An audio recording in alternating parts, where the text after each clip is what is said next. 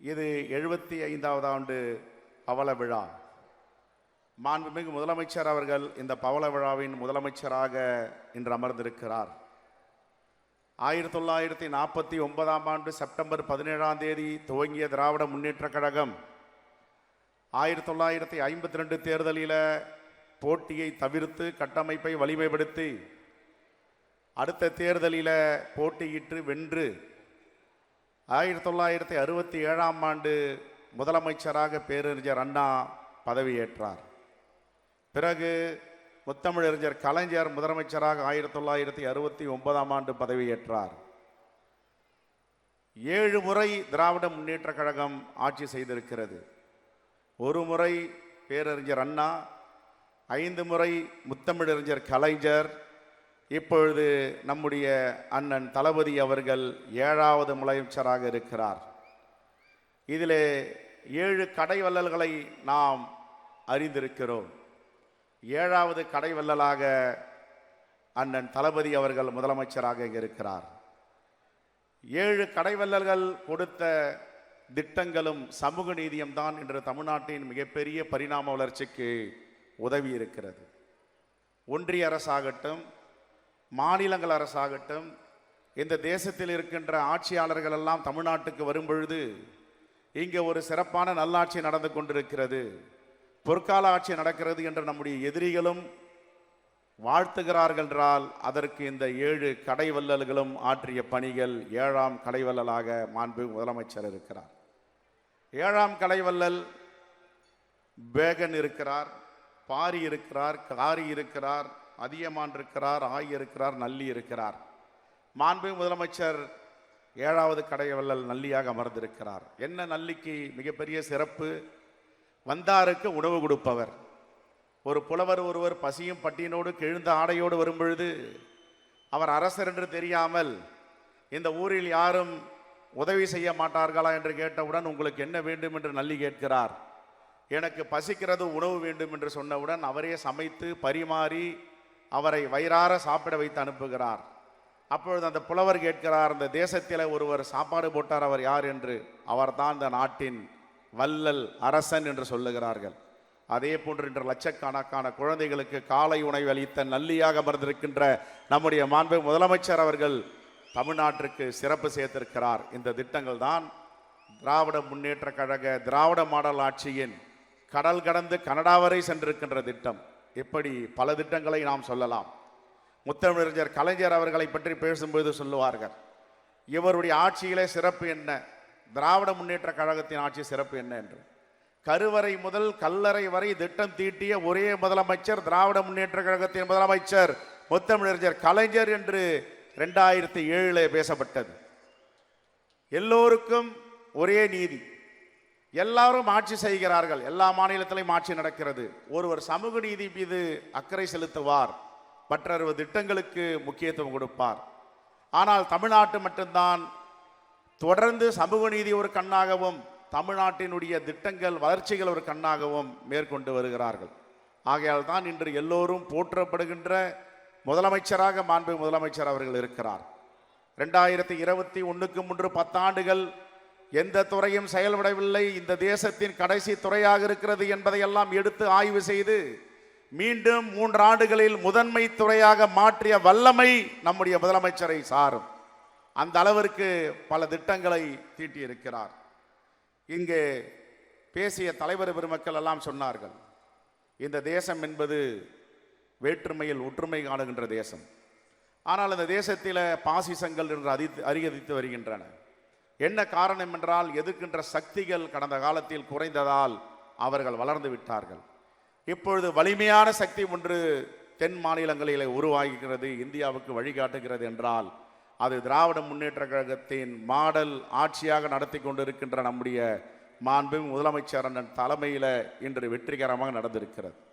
எதற்காக பாசிசவாதிகள் அஞ்சுகிறார்கள், பயப்படுகிறார்கள்? தமிழ்நாட்டை கண்டால் ஏன் நடுக்கம் வருகிறது? தமிழ்நாட்டை கண்டால் ஏன் அச்சம் ஏற்படுகிறது?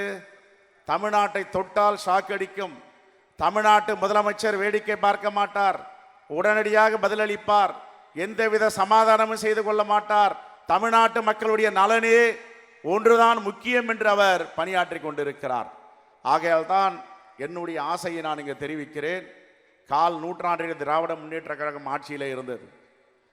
அரை நூற்றாண்டில் திராவிட முன்னேற்ற கழகம் ஆட்சியில் இருந்தது. முத்தமிழறிஞர் கலைஞர். இப்பொழுது பவள விழா முக்கால் நூற்றாண்டில் 75வது ஆண்டில் மாண்புமிகு முதலமைச்சராக அண்ணன் தளபதி அவர்கள் அமர்ந்திருக்கிறார். நூற்றாண்டு விழா காணும் போது நீங்கள் முதலமைச்சராக இருக்க வேண்டும் என்னுடைய ஆசையை நான் இங்கே பதிவு செய்ய விரும்புகிறேன். ஏனென்றால் இந்த தேசத்தை மிகப்பெரிய பிணி பிடித்திருக்கிறது. பாசிச சக்திகள் அச்சுறுத்தி கொண்டிருக்கின்றன. இதை விரட்ட வேண்டும், வீழ்த்த வேண்டும் என்றால் தமிழ்நாட்டில் அது உங்கள் தமிழை தான் முடியும். அதற்காக உங்கள் தலைமை தேவைப்படுகிறது. இன்னும் கால் நூற்றாண்டுக்கு. கால் நூற்றாண்டுகளால் என்ன 100 வருடமா என்று கேட்கலாம். நமக்கு சாட்சியாக தோழர் நல்லக்கண் அவர்கள் வாழ்ந்து கொண்டிருக்கிறார். ஓரிரு மாதங்களிலே 100வது வயதை தொடப்போகிறார். ஆனால் அவர் இன்னும் அரசியல் பேசிக் கொண்டிருக்கிறார். அவரை போன்ற நம்முடைய தலைவர் அண்ணன் தளபதி அவர்கள் 100வது வயதிலும் ஆட்சி செய்வார், அரசியல் செய்வார், பாசிச சக்திகளுக்கு சிம்ம சொப்பனமாக இருப்பார். பெரியோர்களே, இந்த மாநாட்டில் கலந்து கொண்டிருக்கின்ற தலைவர் பெருமக்களே, நீதி கட்சி, சுயமரியாதை கட்சி, திராவிட கழகம், திராவிட முன்னேற்ற கழகம், இதில் ஒரு மிகப்பெரிய பரிணாம வளர்ச்சி இப்பொழுது இந்த தேசத்தில் ஏற்பட்டிருப்பதற்கு என்ன காரணம் என்றால் அவருடைய உண்மையான உழைப்பு, அவருக்கு கிடைத்த தளபதிகள். எல்லோரும் சொல்லுவார்கள், டெல்லியில் இவ்வளவு ஆண்டுகளாக ஒரு இயக்கம் எத்தனை சோதனைகள் வந்தாலும், வேதனைகள் வந்தாலும், துன்பங்கள் வந்தாலும் அதை அசைத்து பார்க்க முடியாத இயக்கமாக மிகவும் மிகவும் பரிணாம வளர்ச்சி மீண்டும் மீண்டும் எழுகிறது. என்ன காரணம் என்றால் தலைவர்கள் அப்படிப்பட்ட தளபதிகளை வளர்த்து வைத்திருக்கிறார்கள், அமைச்சர்களை வளர்த்து வைத்திருக்கிறார்கள். ஆகையால் யாரும் தமிழ்நாட்டையோ திராவிட முன்னேற்ற கழகத்தையோ நெருங்க முடியவில்லை. அதற்கு ஒரு சாட்சி, 500 நாட்களுக்கு மேல் பாசிசம் சிறைபிடித்து வைத்திருந்ததை உறுதியாக அதை மீண்டெடுத்து மீண்டும் சிறை மீட்டு வந்திருக்கிறார் நம்முடைய மேலாள் அமைச்சர் செந்தில் பாலாஜி அவர்கள். அவர் ஒரு உதாரணமாக இங்கே திகழ்ந்து கொண்டிருக்கிறார். இப்படி எவ்வளவு சோதனைகள் வந்தாலும் அதை மீண்டு வருகிறார்கள், வென்றெடுக்கிறார்கள். தந்தை பெரியார் அவர்கள் காங்கிரஸ் காரிய கமிட்டியுடைய தலைவராக தமிழ்நாட்டின் தலைவராக இருந்தார். கருத்து வேறுபாடால் திராவிட கழகத்தை ஆரம்பித்தார். அவர் எப்படி காங்கிரஸோடு உறவு வைத்திருந்தார், அதற்கு பிறகும் பெருந்தலைவர் காமராஜரோடு எப்படி இருந்தார், இது முதல் படி. இரண்டாவதாக பேரறிஞர் அண்ணா அவர்கள். பேரறிஞர் அண்ணா அவர்கள் இந்த மண்ணில திராவிட நாடு என்ற பத்திரிகையில் வந்ததை நாம் அவசியம் இங்கே ஒரு செய்தியை சொல்ல வேண்டும். அவர் பெருந்தலைவர் காமராஜர் அவர்கள் முதலமைச்சரானவுடன் மிகப்பெரிய தென் மாவட்டங்களில் வெள்ளப்பெருக்கு ஏற்படுகிறது. அந்த வெள்ளப்பெருக்கில் அவர் தன்னுடைய பணியை செய்வதற்காக மாண்பு முதலமைச்சர் களத்திலே இறங்கியிருக்கிறார். அப்பொழுது நம்முடைய அறிஞர் அண்ணா அவர்கள் திராவிட நாடில் எழுதுகிறார். பேரறிஞர் அண்ணா அவர்கள் பெருந்துயரை அங்கே அகற்ற சென்றிருக்கிறார். அங்கே மக்கள் கண்ணீர் வடிக்கிறார்கள், இவரும் கண்ணீர் சிந்துகிறார். அங்கே மக்கள் கவலையில் பாடிக்கொண்டிருக்கிறார்கள், இவரும் கவலைப்படுகிறார். இப்படிப்பட்ட முதலமைச்சர் தானே நமக்கு வேண்டும், வாழ்க பெருந்தலைவர் காமராஜர் என்று வாழ்த்தி ஒரு எதிர்க்கட்சி தலைவர் எழுதுகிறார் என்றால் இந்த அரசியல் நாகரிகம் இந்த தேசத்தில் எங்கேயாவது இருக்குமா? அதுதான் திராவிட முன்னேற்ற கழகத்தின் அரசியல் நாகரிகம். அதனுடைய தொடர்ச்சி முத்தமிழறிஞர் கலைஞர் அவர்கள் அன்னை இந்திரா காந்தியிடம் கருத்து வேறுபாடு ஏற்பட்டாலும் தேசத்தை பாதுகாக்க வேண்டும், இந்த மண்ணில் ஜனநாயகத்தை காக்க வேண்டும் என்பதற்காக நேருவின் மகளை வருக, நிலையான ஆட்சி தருக என்று சொன்னார, அதை மறக்க முடியுமா? இன்று அன்பால் வென்றெடுத்திருக்கின்ற நம்முடைய மாண்பு முதலமைச்சர் அண்ணன் தளபதி அவர்களை ராகுல் காந்தி அவர்கள் நான் எங்குமே இதை சொன்னதில்லை, இங்கே பிரகடனப்படுத்துகிறேன், என்னுடைய மூத்த அண்ணன் முதலமைச்சர் அண்ணன் தளபதி அவர்கள் என்று சொன்னார, அதை மறக்க முடியுமா? இப்படி காங்கிரசுடன் பின்னி பிணைந்திருக்கின்ற இந்த உறவு அனைத்து இந்தியா கூட்டணி கட்சி தலைவர்களையும் அவர்களை உருவாக்கி ஒரு ஆளுமையோடு இங்கே நடத்தி கொண்டிருக்கிறார். இந்த ஆட்சி இன்னும் 25 ஆண்டுகள் மேலோங்கி இருக்க வேண்டும். உங்கள் தலைமையில் இந்த பாசிசவாதிகளை அகற்ற வேண்டும். திராவிட முன்னேற்ற கழகம் 75 ஆண்டுகளாகின்றன. காங்கிரஸ் பேரியக்கம் 139 ஆண்டுகள் தேசிய கட்சியாக இருக்கிறது. ஆனால் இங்கே பேசிய தலைவர் சொன்னார், முக்து பாரத் காங்கிரஸ் இல்லாத ஆட்சியை ஏற்படுத்துவோம் என்று. ஆனால் அவர்கள் இப்பொழுது காணாமல் போய் வருகிறார்கள். ஆனால் இங்கே நம்முடைய ரீஜனல் பார்ட்டி மாநில கட்சிகளில் 3 கட்சிகள் பழமையான கட்சிகள்.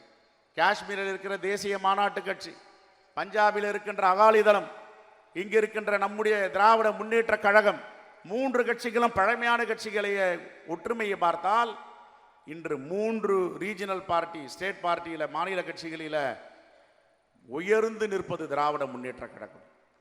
உயர்ந்து நிற்கிறது, இந்தியாவிற்கு வழிகாட்டுகிறது. இங்க இருக்கின்ற திட்டங்களை இந்தியாவிற்கு எல்லா மாநிலங்களுக்கும் எடுத்து செல்லுகிறார். அப்படிப்பட்ட ஆளுமையுள்ள தலைவர்கள் 75 ஆண்டுகளாக இந்த கட்சியில இருந்திருக்கிறார்கள் என்றால் இதை காங்கிரஸ் பேரியக்கம் பாராட்ட கடமைப்பட்டு இருக்கிறது. அதுவும் ஒரு பரிணாம வளர்ச்சி. அண்ணன் தளபதி அவர்கள் முதலமைச்சராக வந்த பிறகு நீங்கள் ஏன் 100 ஆண்டுகள் இருக்க வேண்டும், இன்னும் 25 ஆண்டுகள் முதலமைச்சராக வேண்டும் என்ற ஆசையை வெளிப்படுத்தினேன் என்றால், குழந்தைகளுக்கு காலை உணவை சாப்பிட்டுக் கொண்டிருக்க லட்சக்கான குழந்தைகள் உங்களை வாழ்த்தி கொண்டிருக்கிறார்கள். கல்லூரியில் காலடித்து வைக்க முடியாமல் வீடுகளிலே முடங்கி இருக்கின்ற என்னுடைய பெண் பிள்ளைகள், ஆண் பிள்ளைகள் அனைவரும் புதுமை பெண் தமிழ் புதல்வன் என்ற திட்டத்தில் 1000 ரூபாய் நீங்கள் கொடுக்கின்ற பணத்தை பெற்று அவர்கள் கல்லூரி படிப்பை முடிக்க தயாராகி கொண்டிருக்கிறார்கள். எந்த வேலையும் இல்லை, ஒடுக்கப்பட்டவர்கள் வீடுகளில் அடைந்திருக்கிறோம், எங்களுடைய உரிமை தொகை 1000 ரூபாய் கொடுக்கிறார் என்று உங்கள் பெயரை சொல்லி மாதம் வாங்கி கொண்டிருக்கிறார்களே, அவர்கள் உங்களை வாழ்த்தி கொண்டிருக்கிறார்கள். சாலையிலே விபத்திலே அடிபட்டு கிடந்தால் குலவுயிரும் குத்துயிரமாக துடித்துக் கொண்டிருப்பவர்களுக்கு நான் நினைக்கிறேன் என்று இன்னுயிர் காப்போம் 48 திட்டத்தை கொண்டு வந்தீர்கள். அந்த பயனாளிகள் உயிர் பிழைத்து உங்களை வாழ்த்தி கொண்டிருக்கிறார்கள். இது எல்லாம் சாதாரண வாழ்த்துக்கள் இல்லை. வீட்டில் முடங்கி கிடப்பவர்களை மக்களை தேடி மருத்துவம் நான் இருக்கிறேன் என்று மருத்துவர்களை அனுப்பீர்கள். கல்வியிலே தடை ஏற்பட்டால் கொரோனா பெருந்தொற்று காலத்தில் நான் உங்களுக்கு கல்வி கண் திறந்த காமராஜர் போல் கல்வியை வீட்டுக்கு அனுப்புகிறேன் என்று இல்லம் தேடி கல்வியை சென்றீர்களே, அவர்கள் உங்களை வாழ்த்து கொண்டிருக்கிறார்கள்.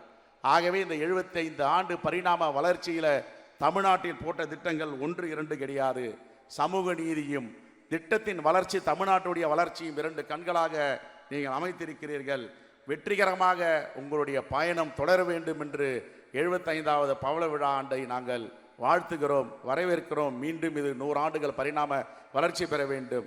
கடைசியாக ஒரு செய்தி, இந்தியாவில் எல்லா பொருளாதாரங்களும் தேங்கி உள்ள நிலை, பொருளாதாரம் தேக்கமுள்ள நிலையில வெளிநாடுகளுக்கு சென்று வெளிநாட்டு முதலீடுகளை எல்லோரும் பொறாமைப்படும், புச்சரிப்புப்படும், எரிச்சல் படும் அளவிற்கு தமிழ்நாட்டை மேன்மையுள்ள மாநிலமாக மாற்றுவதற்காக $1 டிரில்லியன் பொருளாதாரத்தை நோக்கி சென்றிருக்கிறீர்களே, இதுதான் இந்த காலகட்டத்தின், இந்த நூற்றாண்டின் மிகப்பெரிய சிறப்பு. பல சிறப்புகள் காஞ்சிபுரம் மாவட்டத்திற்கு இருக்கின்றது. போதி தர்மர் இங்கு பிறந்தவர். இங்கு பிறந்து உலகம் முழுவதும் புத்த மதத்தை பரப்பினார். மதத்தில் புரட்சி செய்த ராமானுஜர் இந்த மாவட்டத்தில் பிறந்தவர். கோவூர் சேக்கியார் இந்த மாவட்டத்தில் பிறந்தவர். இந்த நூற்றாண்டின் சிறப்பு, பேரறிஞர் அண்ணா காஞ்சியில பிறந்தவர். ஆகவே இந்த பவள விழாவை வாழ்த்துகிறோம். உங்களோடு காங்கிரஸ் பேரியக்கம் தோளோடு தோள் நிற்கும். நீங்கள் எடுக்கின்ற முயற்சி, திராவிட முன்னேற்ற கழகத்துடைய திராவிட மாடல் ஆட்சியுடைய முயற்சி, எல்லாவற்றுக்கும் காங்கிரஸ் பேரியக்கம் துணை நிற்கும். இந்தியா கூட்டணி தலைவர்கள் எல்லாம் உங்களுக்கு துணை இருக்கிறார்கள் என்பதை சொல்லி விடைபெறுகிறேன். நன்றி, வணக்கம், ஜெய் ஹிந்த்.